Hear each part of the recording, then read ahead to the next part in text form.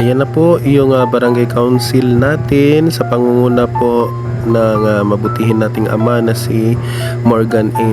Melodia sa barangay Manungol po. Ayan po yung dump truck na hakot ng mga mesa at saka bangko. Andyan din ang mga barangay kagawad natin na aktibo ring tumulong para sa kakaunlad ng paaralan at sa mga kabataan. Yan, dito na tayo nagsisimula po. More on busy po kami sa Brigada Eskwela. Dyan kami nila Mama Bossy, Ma'am Jeanette Monson at ako syempre nakatuka muna dito sa information desk. Ayan.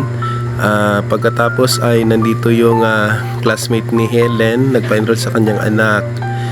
At nandito din ang MCL Foundation Incorporated, tumulong din sa pag-aayos at paglilinis at paghahanda sa paaralan. Nandyan din ang mga magulang natin ng mga bata na siya nga walang samang sumusuporta at nagmamahal sa kanila para mayroon silang maibigay na mabuting kapalaran sa hinaharap yung mga kabataan nila.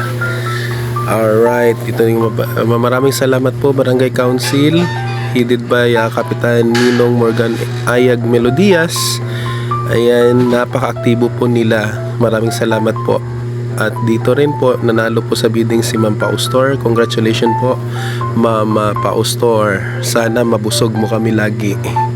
Ayan, selfie mood muna tayo dito. Pagkatapos ay diretso ako doon sa parking Lay Hotel. Doon kami po nag-seminar kanina.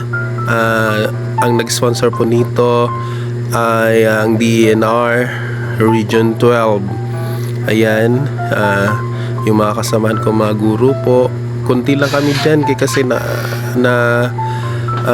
sobrang busy po, hindi po nakadalo yung ibang mga teachers.